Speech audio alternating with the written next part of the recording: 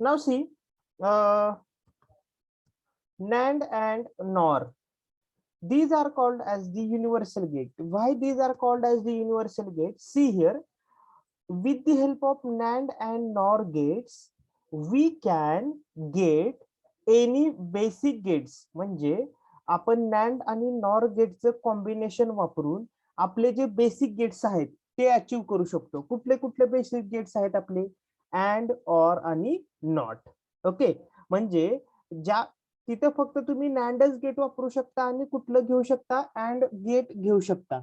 त्याच्यानंतर nor gate घेऊन फक्त ऑर गेट तयार करू शकता किंवा आपल्याला ऑर गेट मिळते किंवा नॅन्ड गेट फक्त वापरून तुम्ही काय करू शकता? You are getting the NOT gate. Okay, so means what you can say, with the help of NAND and NOR gate, it is possible for us to get the basic operation of all basic gates. Okay, NAND आणि NOR वापरून आपल्याला basic gates मिळवता येतात, म्हणून तर त्यांना काय म्हणतात? We can call it is nothing but the universal gates. Okay, आता ह्या दोन कुठले गेट्स आहेत? NAND आणि NOR. NAND गेट मी सांगणार, NOR गेट तुम्ही जर तुम्हाला कळलं तर तुम्ही NOR गेट तुम्ही याच्यावर करू शकता नोटबुकवर, एवढं काही डिफिकल्ट नाहीये. ओके, आता बघा कसं आहे हाऊ दी नॅन्ड गेट. आता बघा मला पहिला काय मिळवायचं आहे? NOT gate using NAND gate. मला कुठलं गेट मिळवायचं आहे? First of all I have to get the NAND gate using the NOT gate using the NAND gate. म्हणजे बघा त्याची सर्किट डायग्राम काय? This is the circuit diagram of that particular arrangement. किती inputs आहेत? एक input आहे, कुठलं? ए. Okay, आता बघा मी इथं इनपुट घेतो ए. आता माझ्याकडे इनपुट एकच आहे, म्हणजे किती कॉम्बिनेशन्स असतील, त्याला किती एंट्रीज असतील? त्या दिवशी सांगितलं मी 2 काय करायचं? जेवढे इनपुट तेवढे. त्यामुळे किती एंट्रीज आहेत माझ्याकडे? How many entries are there? एकच इनपुट आहे, म्हणजे 2 म्हणजे किती येते? That is nothing but the 2. म्हणजे काय असणार आहे? 0 आणि 1. बरोबर आहे. पण त्याच्यानंतर बघा ह्या पॉइंट नंतर काय केलेलं आहे आपण? इथं पण ए चं इनपुट दिलेलं आहे आणि इथं पण ए चं इनपुट दिलेलं आहे. म्हणजे हा जो ए आहे तो आपण काय केलेला आहे? We have given the 2 inputs of this A. म्हणजे माझ्याकडे असताना एक आहे, म्हणजे अजून जर एक ए घेतला तर कसं होतंय? ए इज इक्वल टू 0 आणि 1. कळले कसं करणार हे सर्किट डायग्राम वरनं? इथं देताना आपण काय केलं होतं? एक इनपुट आहे, परंतु ह्या पॉइंट नंतर तो डिवाइड झालाय. We have given this one also and we have given this one also. That's why we have taken here it is also A and here it is also A. त्यामुळे आपण ए किती घेतलेत? 2 घेतले. आणि ह्या दोघांचं कुठलं ऑपरेशन आपल्याला परफॉर्म करायचंय? This is nothing but the NAND. त्यांचं नॅन्ड ऑपरेशन परफॉर्म करायचंय. म्हणजे माझं जे फायनल आउटपुट असेल, जर सपोज त्याला मी वाय कन्सिडर केलं तर काय येते बघा? 0 नॅन्ड विथ 0. काय ते तुमचं आउटपुट नॅन्ड गेटच्या ट्रूथ टेबल मध्ये? जर 0 नॅन्ड विथ 0 असेल तर आउटपुट काय आहे? 1. करेक्ट. आणि जर 1 नॅन्ड विथ 1 असेल तर आउटपुट काय आहे? 0. Correct. Output is nothing but दी 0. म्हणजे बघा इथं तुम्ही इनपुट काय दिलं होतं? ए ला 0, तुम्हाला आउटपुट मिळालं 1. त्याच्यानंतर ए ला तुम्ही इनपुट दिलं होतं 1, त्या आउटपुट मिळालं 0. म्हणजे whatever this whole combination is there, this whole combination acts as a NOT gate. NOT gate म्हणजे काय बघा? जर तुम्ही 0 इनपुट दिलं तर तुम्हाला आउटपुट काय पाहिजे? 1. आणि जर तुम्ही इनपुट 1 दिलं तर आउटपुट काय पाहिजे तुम्हाला? 0. तसंच आलेलं आहे. इनपुट तुम्ही 0 दिलेला आहे, आउटपुट तुम्हाला 1 आलेला आहे. आणि इनपुट तुम्ही 1 दिलेला आहे, आउटपुट तुम्हाला काय आलेलं आहे? 0 आलेलं. सगळ्यांना कळले का how this combination is possible? How we are going to achieve the basic gates using this NAND gate. आता बघा खालचे कॉम्बिनेशन्स बघा, ए आणि बी. आता मी कुठं लिहितो? इथं वरच्या साईडला लिहितो बघा, ए आणि बी. आता आपल्याला कुठले गेट्स अचीव करायचं आहे? AND gate. AND gate using NAND gate. म्हणजे माझं जे फायनल यायला पाहिजे ते कुठलं ट्रूथ टेबल पाहिजे? कुठल्या गेटचा ट्रूथ टेबल पाहिजे माझं फायनल आउटपुट? अँड गेटचा. ओके, आता किती इनपुट्स आहेत माझ्याकडं? ए आणि बी. म्हणजे माझ्याकडे एंट्री किती असतील, काय करणार 2^2 म्हणजे किती होणार, दॅट इज नथिंग बट दी 4. म्हणजे कुठल्या असणार आहेत बघा 0 0 1 1 आणि काय असणार इथं 0 1 0 1. हे कॉम्बिनेशन तुम्हाला माहितीच पाहिजे 0 0 0 1 1 0 1 1. आता ह्यांचं काय घेतलेलं आहे, ए आणि बी घेतलेलं आहे, त्याचं परत कुठलं गेट घेतलेलं आहे, त्याचं परत कुठलं ऑपरेशन घेतलेलं आहे, नॅन्ड. म्हणजे ए सपोज नॅन्ड विथ बी असं लिहितो मी, ए नॅन्ड विथ बी, बरोबर आहे. मग आता 0 0 असेल तर तुमचं नॅन्डचं आउटपुट काय आहे 1 1. 0 1 असेल तर 1 1 1 0 असेल तर 1 1 आणि 1 1 असेल तर 0 0. म्हणजे इथं तुमचं ह्या पॉइंटला काय आला, ह्या पॉइंटला ए नॅन्ड विथ बी. पण हेच इनपुट हेच आउटपुट दोन ठिकाणी परत अजून डिवाइड झाले, म्हणजे इकडे पण गेलं आणि इकडे पण आले. म्हणजे परत अजून एक काय करतो, हा माझा पहिला इनपुट ए नॅन्ड विथ बी आणि त्याच्यानंतर हा मी अजून एक इनपुट घेतो ए नॅन्ड विथ बी. म्हणजे बघा परत सेम मी हाच कॉलम घेणार A NAND with B, A NAND with B 1 1 1 आणि 0, बरोबर आहे. आणि परत आता ह्या दोघांमध्ये हे जे इनपुट दिलेले आहेत याच्यामध्ये परत कुठलं गेट्स आपण यूज केलं अजून, which gate we have use, NAND gate. मग आता सांगा फायनल माझं वाय आउटपुट काय येते बघा, ह्यांचं नॅन्ड गेट घेतल्यावर इथं माझं वाय आउटपुट येणार आहे काय 1 1 असेल तर नॅन्ड मध्ये तुमचं आउटपुट काय आहे 0 0. त्याच्यानंतर 1 1 असेल तर अगेन 0, परत हे 1 1 असेल तर 0 आणि 0 0 असेल तर 1. म्हणजे आता हा फायनल आलेला कुठल्या गेटचा ट्रूथ टेबल आहे, हा अँड गेटचा. म्हणजे आपण काय केलं, आपण फक्त नॅन्ड गेट वापरलं, दुसरे कोणतेही गेट वापरले नाहीत. आणि कुठलं गेट फायनलला आपण आउटपुट आपल्याला भेटलं, we are getting the AND gate.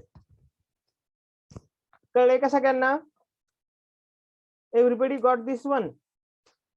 नॉरचं तुम्हाला करायचं आहे, नॅन्डचं कळलं तर नॉरचं काहीही डिफिकल्ट नाही.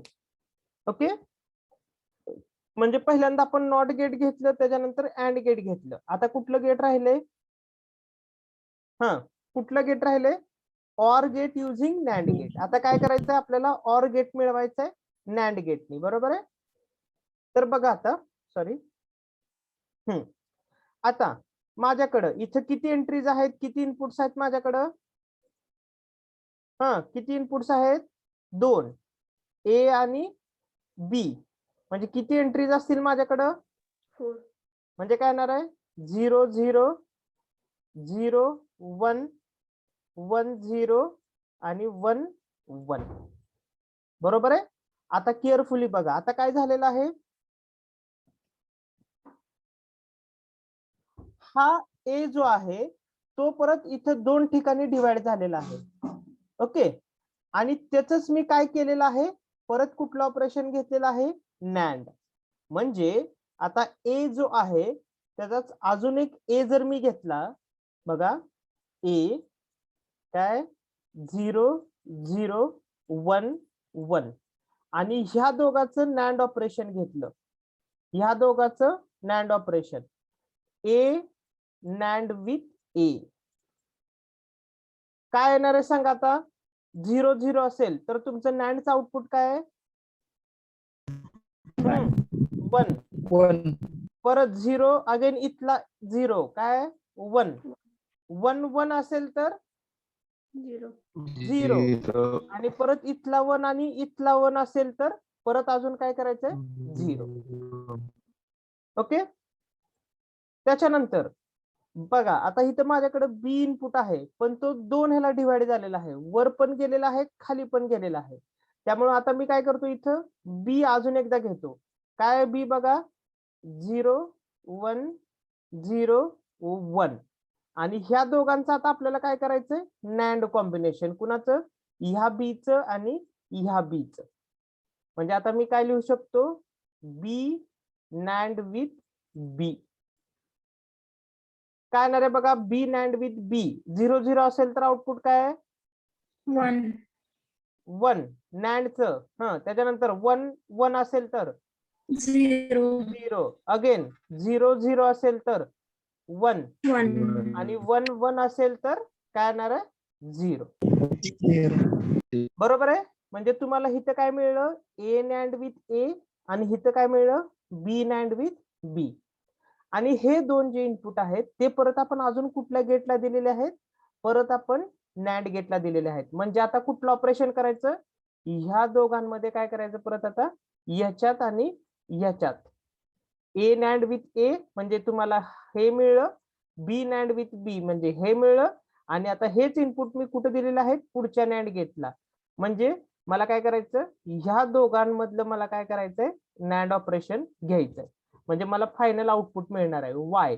सांगा आता काय येतंय, 1 1 असेल तर आउटपुट काय येणार आहे, 0 0.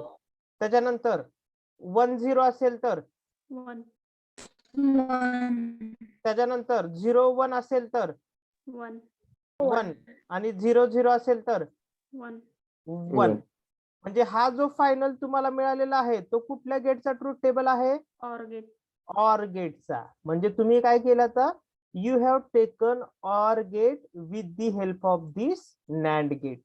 म्हणजे फक्त नॅन्ड गेट वापरून तुम्ही कुठलं गेट मिळवलं, you have taken the OR you have got the OR gate. कळलेलं आहे का सगळ्यांना? सगळ्यांना कळलेलं आहे का? आता इथं बघा, आपण हे गेट वापरून दुसरे कुठले गेट यूज केलेले आहेत का? इथं प्रत्येक ठिकाणी आपण कुठले गेट्स वापरलेत, फक्त नॅन्ड नॅन्ड नॅन्ड गेटच वापरले, दिसते का सगळ्यांना? दुसरे कुठलेही गेट वापरलेले नाहीत. म्हणून तर ह्याला काय म्हणतो आपण, NAND gate as a universal gate. म्हणजे फक्त नॅन्ड गेट वापरून आपण काय केलेलं आहे, बाकीच्या सगळ्या गोष्टी काय केलेल्या आहेत, म्हणजे नॉट गेट मिळवलं, अँड गेट मिळवलं आणि त्याच्यानंतर ऑर गेट पण मिळवलं. त्याच्यानंतर नॉर गेट हे तुम्ही करू शकताय, काहीही डिफिकल्ट नाही. फक्त काय करायचं आहे, ट्रूथ टेबल बघायचा, नॉर गेटचा ट्रूथ टेबल बघायचा. ही त्याच्या डायग्राम्स आहेत, NAND gate, NOT gate using NOR gate, AND gate using NOR gate, आणि हे कुठलं असणार आहे actually, OR gate using the NAND gate, sorry NOR gate. हे तुम्ही इझिली करू शकताय, ऑलरेडी नोट्स मध्ये आहे, नोट्स मध्ये बघितलं तरी चालेल, त्याच्यात काही सुद्धा प्रॉब्लेम नाही. कारण आता ऍक्च्युली तुम्हाला ही डायग्राम फक्त ह्याच्यासाठी लक्षात ठेवायची की एखाद्या वेळेस जर तुम्हाला डायग्राम विचारली की बाबा which of the following diagram shows that AND gate using NOR gate, तर ती डायग्राम तुम्हाला लगेच सांगता आली पाहिजे. कारण ह्याच्यात तर विचारण्यासारखं असं काही नाहीये. एमसीक्यू काय विचारणार ह्यात, कारण ट्रूथ टेबलची एमसीक्यू विचारू शकतात, पण ह्यात एमसीक्यू काय विचारणार, विचारून विचारून फक्त ते तुम्हाला काय विचारू शकतात, डायग्राम फक्त विचारू शकतात. ओके. याच्यानंतरचा खूप इम्पॉर्टंट पार्ट आहे, ज्याच्यावर भरपूर एमसीक्यू येतात एक्झाम मध्ये, त्यालाच तुम्ही काय म्हणू शकता, बुलियन लॉज. ओके. असे किती लॉज आहेत तुमच्याकडं, 11 लॉज आहेत. किती लॉज आहेत, 11.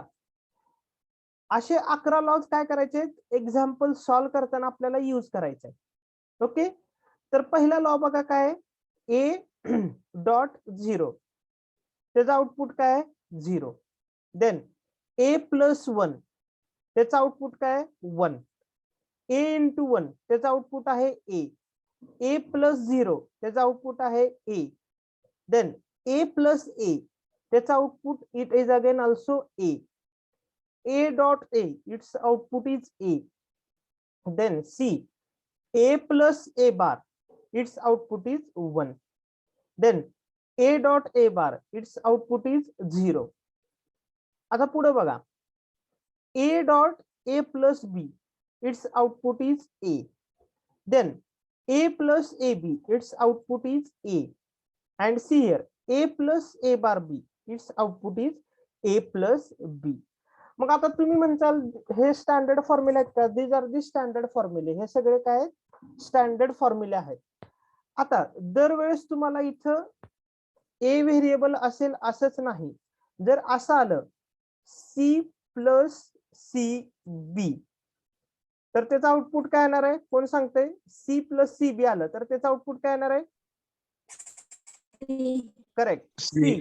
कारण इथे बघा काय, ए प्लस ए बी, त्याचं आउटपुट काय ए. म्हणजे सी प्लस सी बी असेल तर त्याचं आउटपुट काय येणार आहे सी. किंवा जर असं आलं बी प्लस बी बी बार डी, बी प्लस बी बार डी, तर त्याचं आउटपुट काय लिहू शकता तुम्ही आता. बी प्लस बी बार डी आला तर बी प्लस डी, लास्टचा रूल बघा, रूल नंबर 11 काय येणार आहे ए प्लस ए बार बी म्हणजे काय ते ए बी, ए प्लस बी. तसं बी प्लस बी बार डी म्हणजे काय येणार आहे बी प्लस डी. किंवा आता काही काही ठिकाणी असं पण येऊ शकतं, आता इथे ए प्लस 0 म्हणतायत, बी प्लस 0चं आउटपुट काय येणार आहे, what will be the output of B plus 0, that is nothing but the B. किंवा असं पण आलं झेड प्लस 0, त्याचं आउटपुट काय येणार आहे, what will B that output, that is nothing but D Z. म्हणजे हे फक्त आपल्याला माहित होण्यासाठी ए व्हेरिएबल बी व्हेरिएबल असं दिलेलं आहे. त्यात कुठलेही व्हेरिएबल आले तर त्याचं काय येणार आहे, त्याचं आउटपुट वेगळे येणार आहे. वेगळे येणार म्हणजे कसं, तो पर्टिक्युलर व्हेरिएबल येणार. म्हणजे सपोज असं आलं बी इंटू 0, त्याचं आउटपुट काय येणार आहे, दॅट इज नथिंग बट दी 0. त्यावेळेस तुम्ही असं म्हणायचं नाही की सर आपला फॉर्म्युला असा झाला होता ए इंटू 0चा, मग इथं बी इंटू 0 आलं, मग त्याचं आउटपुट काय असणार आहे. नाही, अल्फाबेट मधले कुठले पण इथं अल्फाबेट येऊ द्यात, त्याचं आउटपुट त्या अकॉर्डिंगली चेंज होत जाणार आहे. म्हणजे जर सपोज असं आलं बी इंटू बी, बी इंटू बी आलं तर त्याचं आउटपुट काय येणार आहे, that is nothing but the B. कळलंय सगळ्यांना. Yes sir. आता काय करा, सगळ्यांनी हे जे लॉज आहेत त्याचा स्क्रीनशॉट काढून घ्या, कारण आपल्याला हे लॉज लागणार आहेत एक्झाम्पल सॉल्व्ह करताना. काढलाय का सगळ्यांनी, स्क्रीनशॉट काढून घ्या.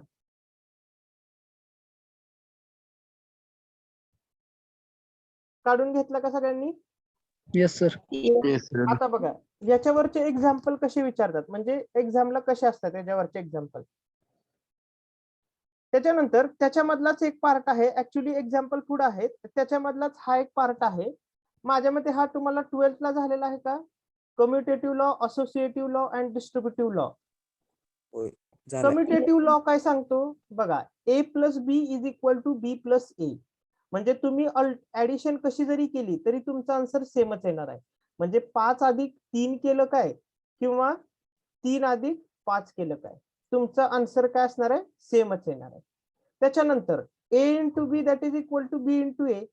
म्हणजे जर तुम्ही 3 इंटू 2 केलं काय किंवा 2 इंटू 3 केलं काय, तुमचं आउटपुट काय येणार आहे, सेमच येणार आहे. ह्या लॉला काय म्हणायचं, this law is called as the commutative law. ह्या लॉला काय म्हणताय तुम्ही, कम्युटेटिव्ह लॉ. त्याच्यानंतर असोसिएटिव्ह लॉ. म्हणजे बघा असोसिएटिव्ह लॉ काय सांगतो, ए एका ब्रॅकेट मध्ये ए प्लस बी असेल आणि ब्रॅकेट कंप्लीट प्लस सी असेल, तर तेच इक्विव्हॅलंट कशाशी आहे किंवा तेच आपण कसं लिहू शकतो, ए प्लस अनदर ब्रॅकेट बी प्लस सी. ओके, तेच आपण कसं लिहू शकतो, ए प्लस अनदर ब्रॅकेट बी प्लस सी. त्याच्यानंतर असं असेल ए बी इंटू सी असेल, तर तेच आपण कसं लिहू शकतो, ए इंटू बी सी, ए इंटू बी सी. त्याचं पर्टिक्युलर एक्झाम्पल घ्या.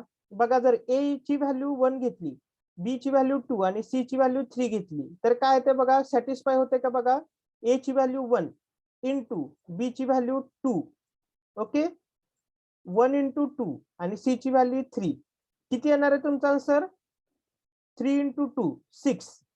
तेच कसं करू शकताय, 1 इंटू बी ची व्हॅल्यू किती आहे 2 इंटू सी ची व्हॅल्यू किती आहे 3.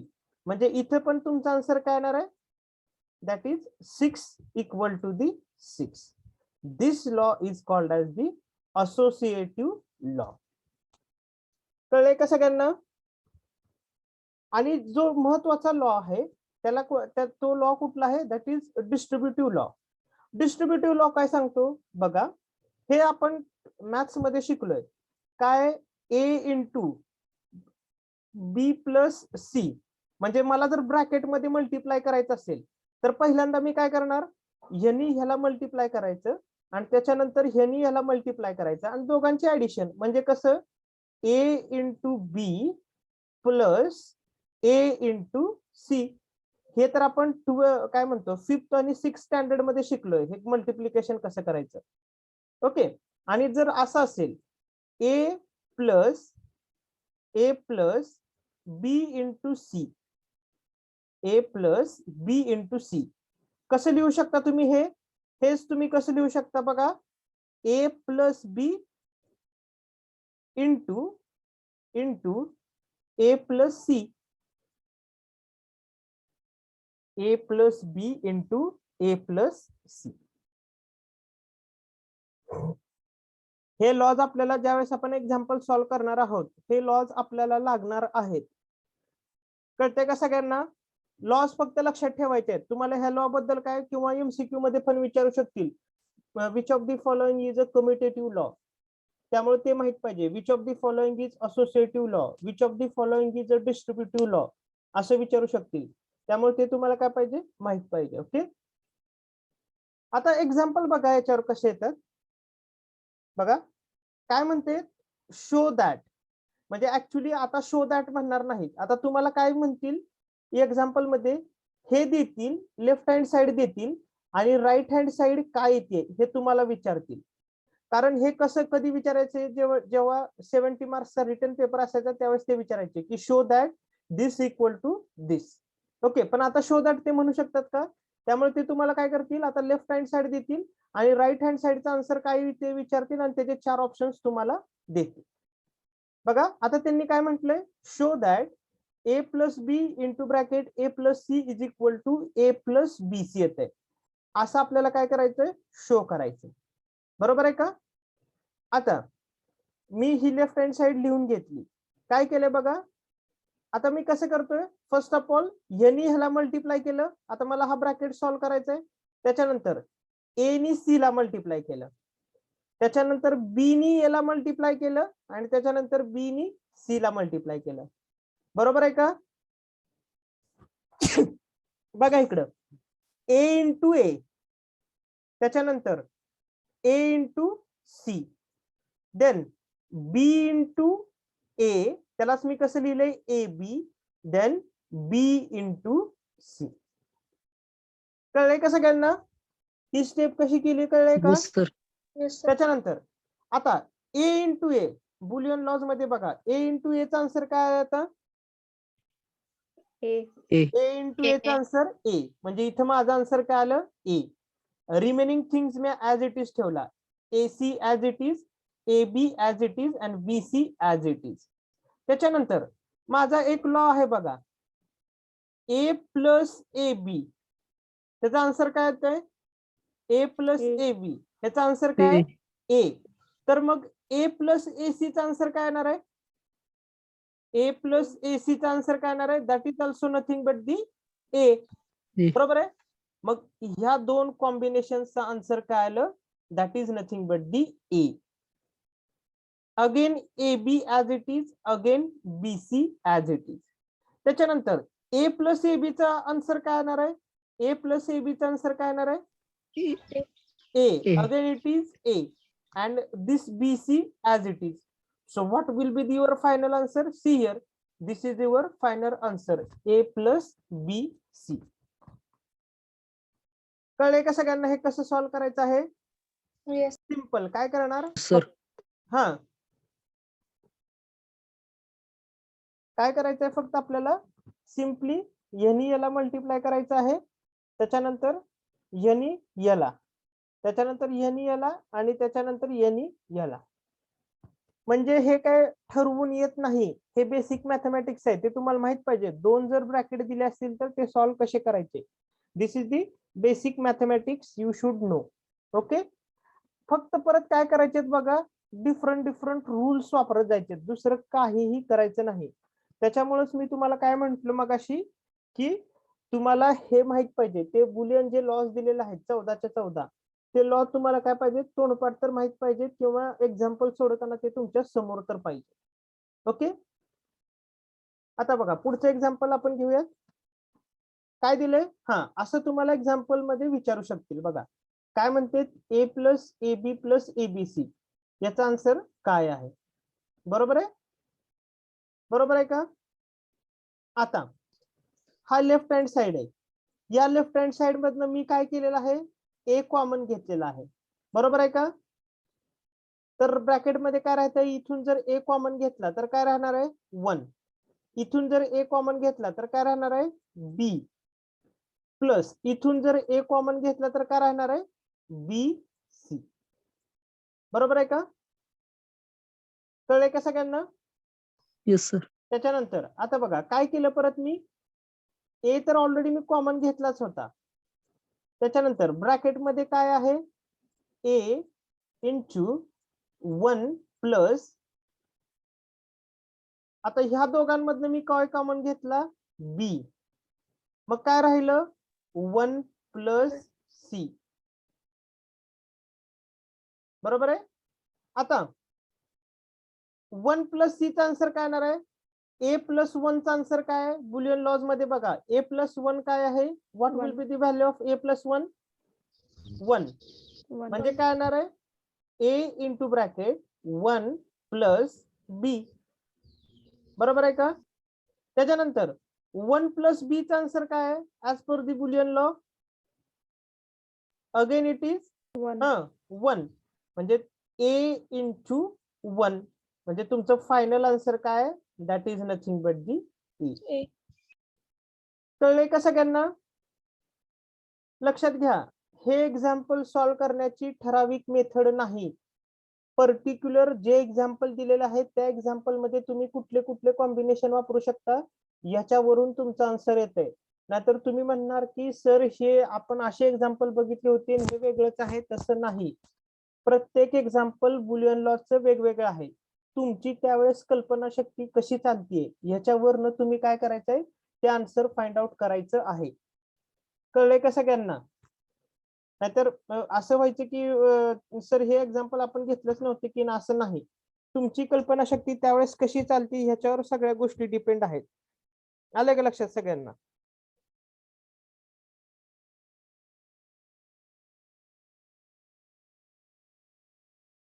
आता पुढचं अजून एक एक्झाम्पल घेतो मी, म्हणजे त्यावेळेस तुम्हाला आयडिया येईल जरा.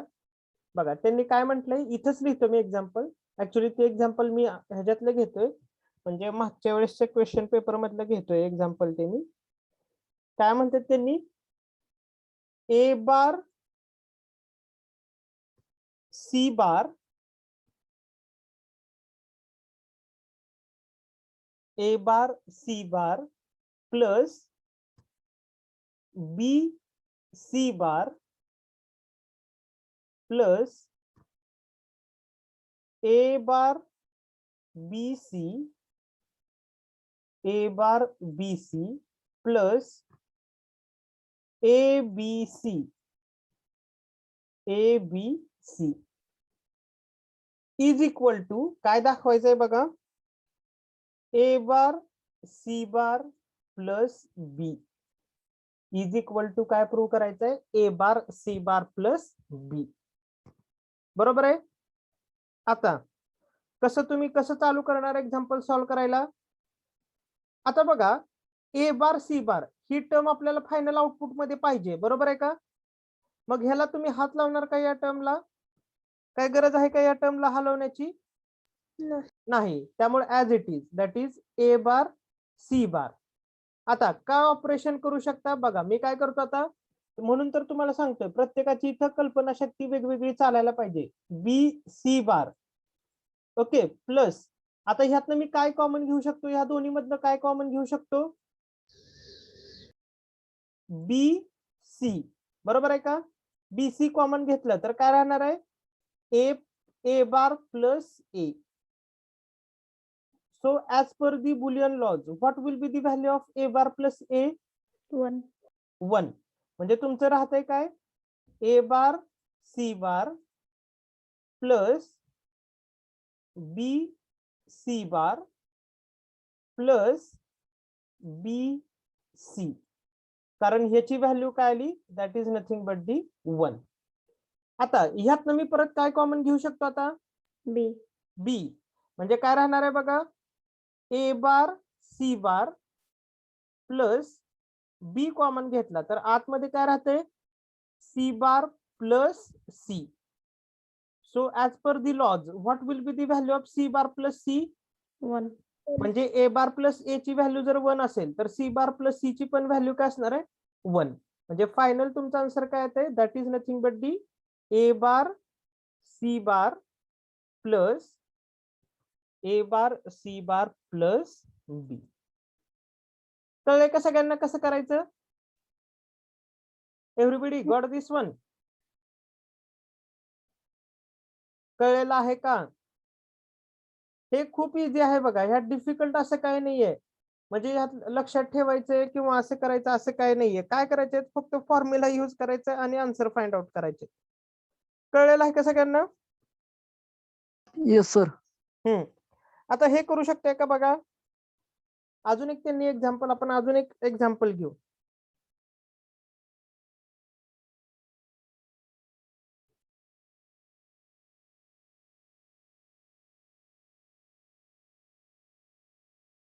दोनच मिनिटं, एक्झाम्पल बघतोय मी.